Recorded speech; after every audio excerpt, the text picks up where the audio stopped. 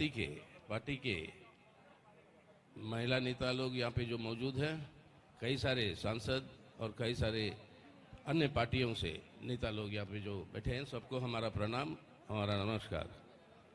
कविता जी ने आज एक बहुत अहम कदम उठाया और भारत जागृति ने और भारत राष्ट्र समिति ने कि ये महिला आरक्षण के लिए समानता जो राजनीतिक क्षेत्र में जो ज़रूरत है, हम एक आश्वासन देने आए हैं यहाँ पर इनको कि जब तक ये आरक्षण बिल नहीं आएगा, पारित नहीं होगा पार्लियामेंट के अंदर, तब तक मार्क्सवादी कम्युनिस्ट पार्टी और वामपंथी आपके साथ खड़े रहेंगे, आपके साथ लड़ते रहेंगे।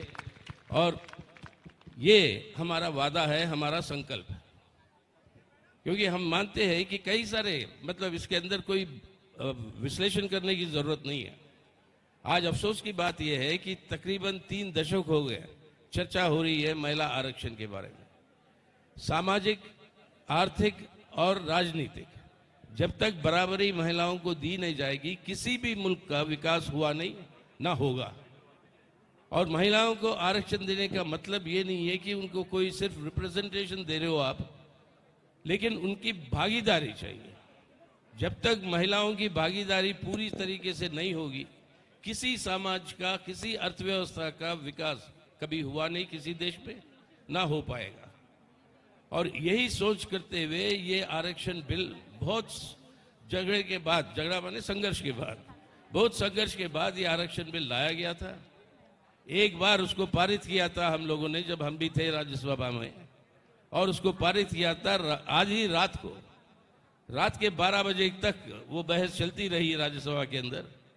और राज्यसभा के अंदर मार्शल्स को ले आना पड़ा ताकि वोट हुआ, पारित हुआ। लोकसभा में जाना था, वहाँ पे अगर पारित होता तो ये कानून बन जाता, लेकिन तब तक चुनाव आ गए, लोकसभा भंग हो गई, तो वहीं के वहीं पर वो बात रह गई। आज जरूरी है इसको इस सत्र में ले आने की। हमारी पूरी मांग है कि अब 13 तारीख परसों से जो शुरू होगी सत्र, उस सत्र में इस बिल को पेश करें, क्योंकि ये मोदी साहब का वादा था। जब वो प्रधानमंत्री पहली बार बने और जब संसद भवन में आए थे, पार्लियामेंट हाउस में, जब उन्होंने वहां पर सीढ़ियों के ऊपर अपना माथा टेक कर कहा ये जनतंत्र की मंदिर है, और उसी समय बोलते हुए उन्होंने कहा कि उनकी सरकार का प्राथमिकता होगा आरक्षण को लागू करने का। लेकिन आज 9 साल हो रहे, ये बिल आया नहीं, ना सिर्फ इंट्रोड्यूस भी नहीं हुआ अभी तक। तो हमारी पार्टी की और बीआरएस के साथ, कविता जी के साथ, हम पूरा सहयोग के साथ हम ये कहेंगे कि हमारा दबाव रहेगा इस सत्र के अंदर इस बिल को ले आना और इसको पारित करवाने की। और इसके पास ये हमारा संकल्प है, हम प्रतिबद्ध हैं।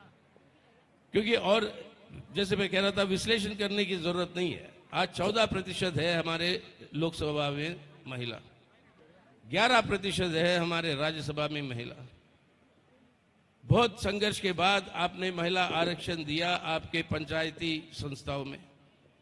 अगर वहां पे आरक्षण दिया जा सकता है तो असेंबली और पार्लियामेंट में क्यों नहीं?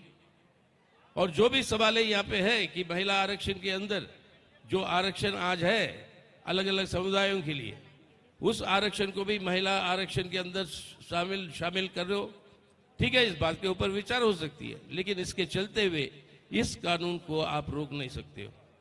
तो हम यही चाहेंगे कि ये कानून इस सदन में ले आए, और उसके लिए हम हमारा